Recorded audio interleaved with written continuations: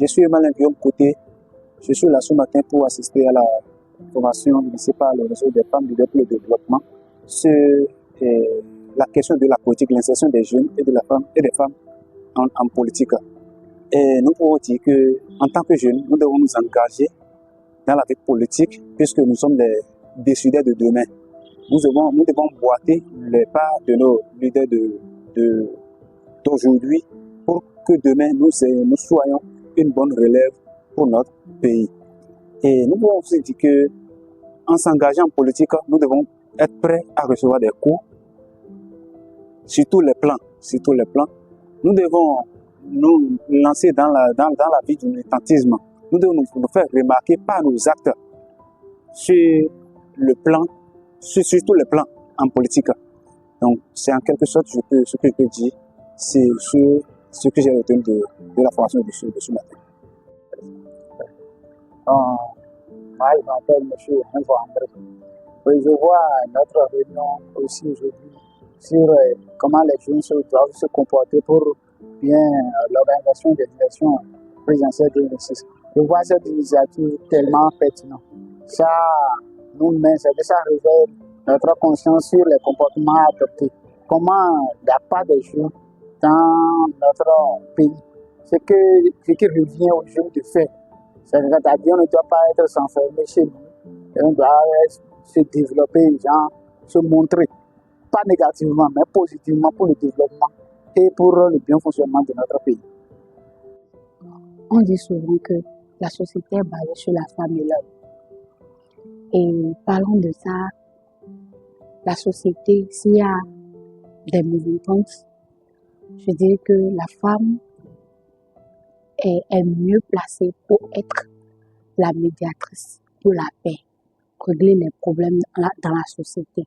Donc, je dirais que si pour avoir de la paix dans notre société, la femme doit beaucoup se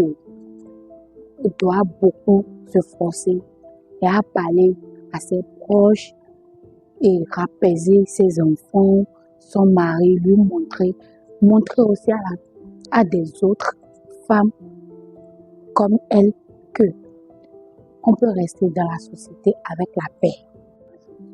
Pour commencer, je dis que je vais d'abord remercier le réseau des femmes leaders pour le développement d'avoir organisé cette formation parce que ça peut aider à développer ce qu'on connaissait en nous, la conscience concernant la politique, ce qu'on connaissait de la politique.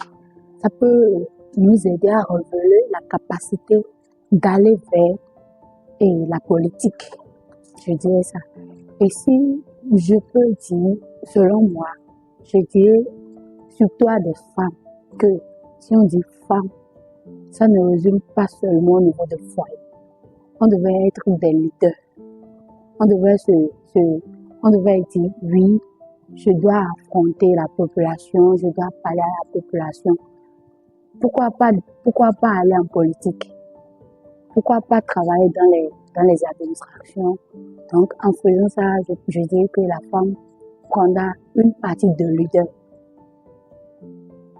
Donc, c'est un peu ce que je peux dire concernant la politique et la femme. On remercie cette initiative que le RFLD et WADEN a carrément mis sur pied aujourd'hui parce que ça nous permet à nous les jeunes de s'informer plus. On avait des informations, oui, mais de toucher du doigt carrément la problématique qui est encore au milieu de la jeunesse, c'est-à-dire le courage de s'engager, comment s'engager, avec qui et comment il faut s'y prendre. Parce que aujourd'hui, c'est vrai, c'est l'une des grandes activités que ces deux structures-là font, mais en partie, elle est importante. À la veille des élections, qui est une première depuis des années, une élection générale. Donc, je pense que quand on sortira à la fin de cet atelier, je ne pense pas qu'un jeune qui a été et qui a bien suivi dira que bon, je ne comprends plus, je ne sais plus comment faire et je ne sais plus à quoi m'en tenir. Donc, engageons-nous, soyons patriotes et j'espère que pour un Bénin mieux et beaucoup plus patriotique, je crois qu'on y arrivera. Bon, cette participation à l'atelier pour la consultation des jeunes, sur la participation politique organisée par le RFLD c'est une bonne initiative et ça permet de comprendre la question politique au Bénin à travers son fonctionnement. Et au cours de la journée, le premier panel a fait une introduction sur la vie politique au niveau du Bénin, surtout l'implication des jeunes dans cette vie. Et ce qui est retenu au niveau de la première session, c'est que la participation des jeunes est prioritaire et incontournable. C'est une participation incontournable puisque c'est cette couche de la société qui va assurer la relève de demain. Puisque une génération passe et une autre doit être là pour assurer la relève. Donc c'est essentiellement ce qui a été retenu au niveau de cette session. Et ce qui est important, c'est de développer son leadership pour pouvoir être en mesure d'assurer pleinement la relève de demain comme on dit. Donc, le message que je veux porter à l'endroit des jeunes, c'est de nous faire former surtout pour pouvoir développer effectivement notre leadership. Puisque on ne peut rien faire sans avoir des compétences qu'on peut peut-être revendre. Parce que c'est bon, c'est bien beau de parler de la politique, mais il faut aussi être en mesure d'offrir quelque chose aux politiques. Et tant que même quand tu es dans la politique et tu n'es pas en mesure d'offrir une compétence, bon, tu vas souvent rester au second rang. Donc il faut se former pleinement, acquis des compétences et développer aussi son leadership. Et aussi avoir la persévérance, puisque c'est avec le temps qu'on gagne des places au sein de la politique, c'est pas plus. Donc c'est ce que je vais dire. La conduite à tenir des jeunes par rapport à cette élection, c'est-à-dire pour pouvoir maintenir la paix lors des campagnes électorales, il va bien falloir que les jeunes connaissent d'abord ce que c'est que la paix. Je m'en vais leur dire, sinon que je m'en vais nous dire que la paix n'est pas un vain mot. La paix est un comportement. Vous voyez, la paix est un comportement. Et pour que la paix puisse régner lors de cette campagne électorale à venir, il va bien falloir que les jeunes ne se fassent pas manipuler. Les jeunes ne se fassent pas manipuler. Il faut que les jeunes soient conscients de leur avenir. Vous voyez, il faut que les jeunes soient conscients de leur avenir et qu'ils sachent qu'ils doivent prendre leur destin en main. Je suis Joquebed Atoké, participante à cette séance de formation. Mes impressions, je vais dire, c'est une bonne orientation des jeunes vers la politique. Et ça peut aider les jeunes à s'intéresser à la politique et vraiment à participer à la vie politique de notre pays. Vous pouvez me dire seconde question dont je dois répondre. Quel message par rapport à la participation? Et comment est-ce que la jeunesse peut contribuer à la paix aux élections? Je viens déjà inviter les jeunes à adopter des comportements de paix pendant les élections pour faciliter la quiétude des citoyens pendant les élections et aussi inviter nos jeunes sœurs à s'impliquer dans la politique, à travailler pour se faire remarquer, à travailler dans les partis politiques, à militer dans les partis politiques pour se faire remarquer, afin de briller des postes dans les instances décisionnelles de notre commune, de notre pays. Bonjour et merci pour cette belle initiative du RFLD. Je pense que en gros nous parlons de sensibilisation, de mobilisation et d'intérêt de la jeunesse aux politiques. Je pense que l'un des panélistes a aussi parlé de la sensibilisation des jeunes femmes à vraiment prendre de l'audace vis-à-vis du patriarcat. Bon, moi, mon apport que j'aimerais faire aussi, parce que en termes de leadership, il faut savoir montrer le chemin. Il suffit pas seulement de donner des directives, mais il faut montrer comment on le fait. Alors, nous pourrons, avec toutes ces actions-là, encourager aussi, par exemple, la masculinité positive qui vient justement se positionner en termes d'inclusion de genre. La masculinité positive est le fait d'encourager les jeunes hommes aujourd'hui pour notre génération actuelle à poser des bonnes actions, à ne pas laisser l'exclusivité de certaines activités domestiques ou sociales uniquement aux femmes parce que justement c'est réducteur. Merci beaucoup. Je suis Lorraine Sarissou et j'ai pris part ce jour à la consultation préélectorale mise en œuvre par le réseau des femmes leaders pour le développement et soutenue techniquement par Wademos. Alors, à l'endroit des jeunes et des femmes, moi je dirais que nous sommes actuellement dans la période préélectorale, une période dans laquelle je dirais beaucoup de choses où tout se joue. Si nous voulons avoir beaucoup de jeunes, beaucoup de femmes bien représentées dans les arènes politiques, dans les instances politiques, au thème des différentes élections de 2026, c'est maintenant, ça commence. Et la particularité de 2026, c'est que nous aurons les élections législatives, les élections communales et les élections présidentielles également en 2026. Je pense que c'est une grande première pour notre pays, le Bénin, d'avoir plusieurs types d'élections au cours de la même année. Et il faut vraiment que nous préparons réellement les jeunes afin qu'ils fassent fort impact de façon positive au cours de ces élections-là. C'est-à-dire qu'il y a une bonne représentation des jeunes, une bonne représentation des femmes, et cela passe tout simplement par l'accompagnement en termes de renforcement de capacité, en termes de mentorat, en termes de coaching des jeunes et des femmes. Cette consultation est tellement enrichissante et de par ma question, j'ai pu comprendre que en tant que jeune, si vous n'avez rien que vous apporter à table, vous allez vous laisser à la solitude des aînés. Et du coup, quelle est votre valeur ajoutée? Qu'est-ce que votre militantisme apporte?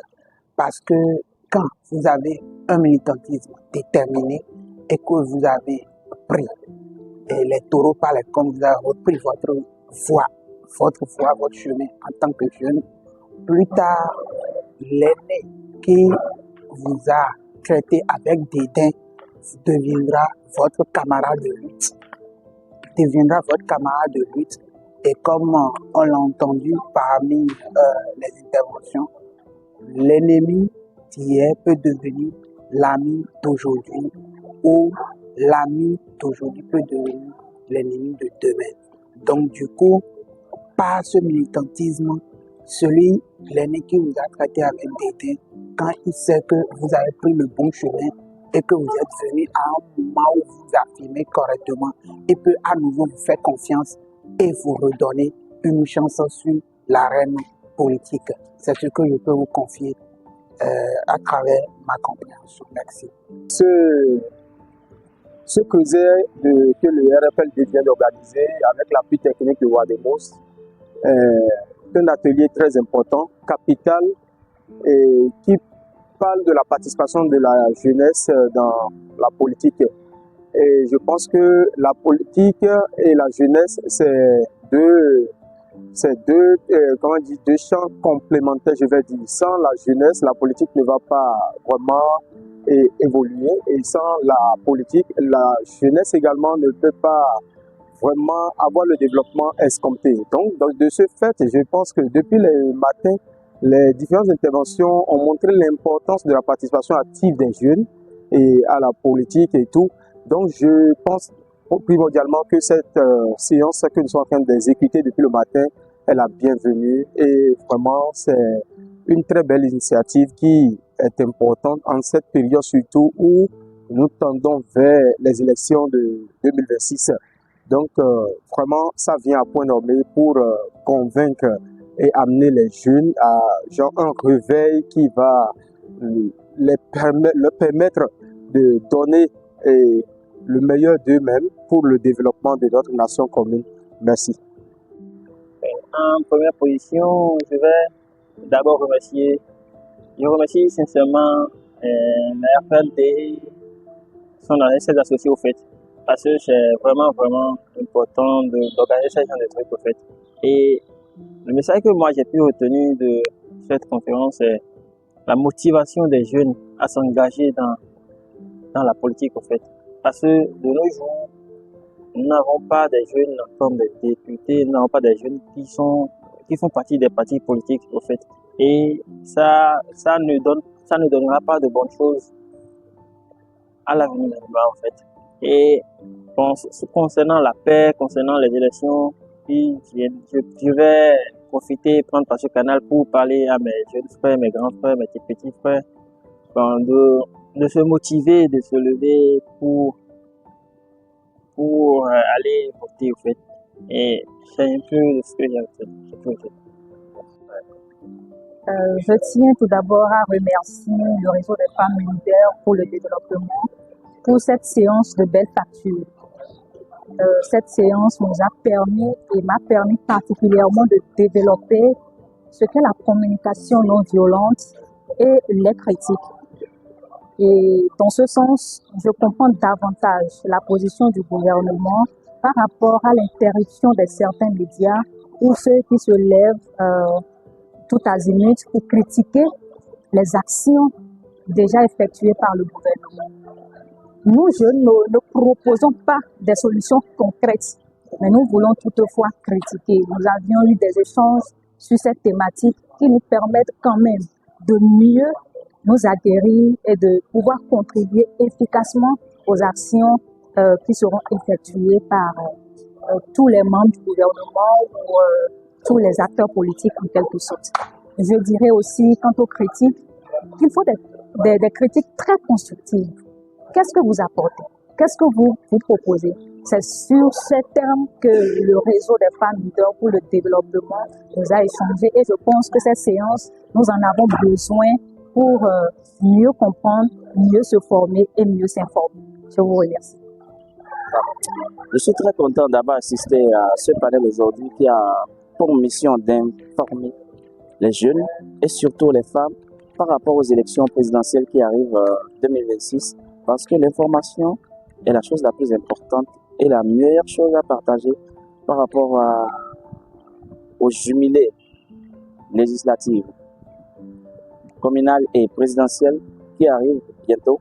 Il faut qu'on puisse quand même aller vers ces instances-là parce qu'on remarque aujourd'hui une baisse d'activité au niveau de l'échiquier politique. Et il faudrait que les jeunes quand même puissent quand même donner de la voix pour pouvoir être à la relève de demain.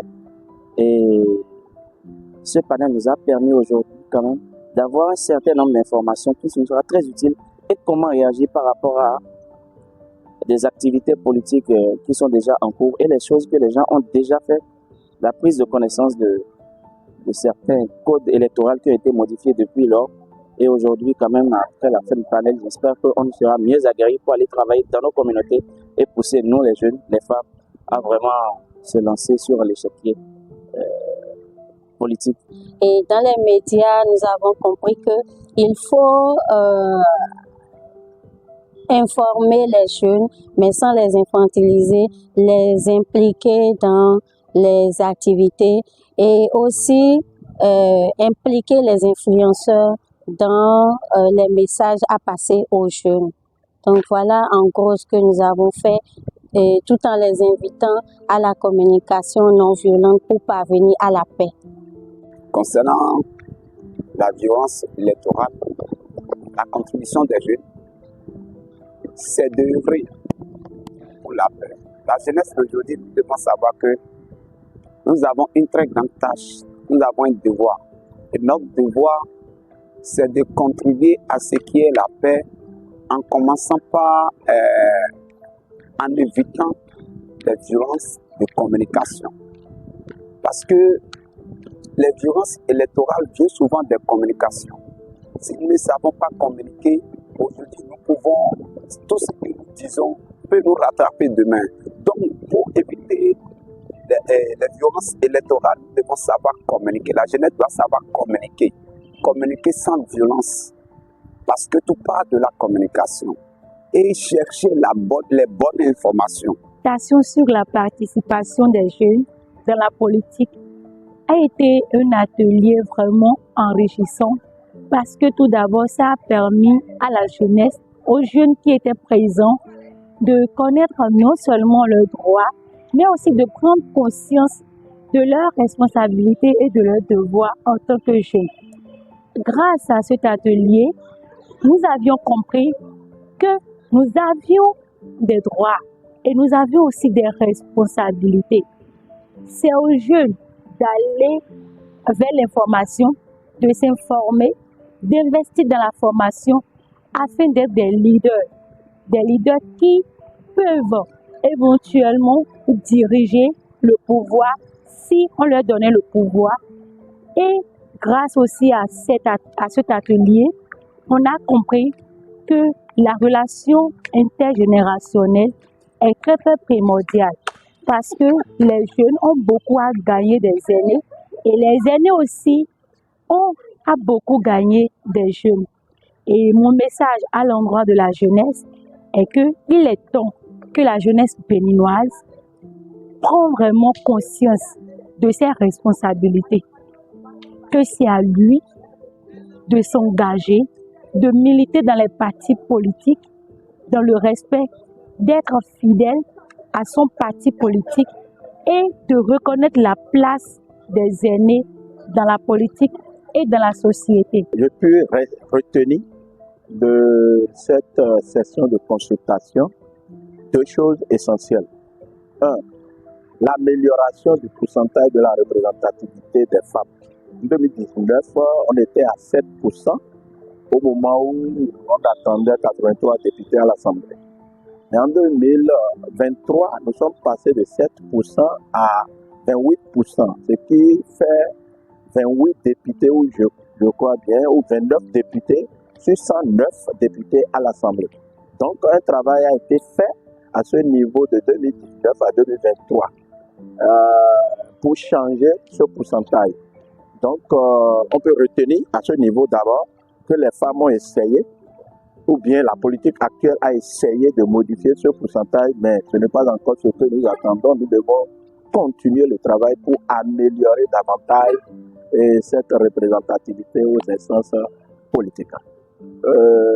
Deuxième chose, au cours de cette session, nous avons également abordé les rôles clés que les femmes, les jeunes femmes doivent jouer pour faire participer davantage les femmes aux instances politiques. Nous avons retenu que les femmes doivent travailler aux côtés des aînés femmes, donc bénéficier de leur expérience pour mieux faire. Et à ce niveau, il a été recommandé aux jeunes femmes de s'armer d'humilité, du respect et surtout de l'esprit de sacrifice. Et surtout de l'esprit de sacrifice, ce qui encouragera les femmes aînées à leur donner la main pour changer la donne.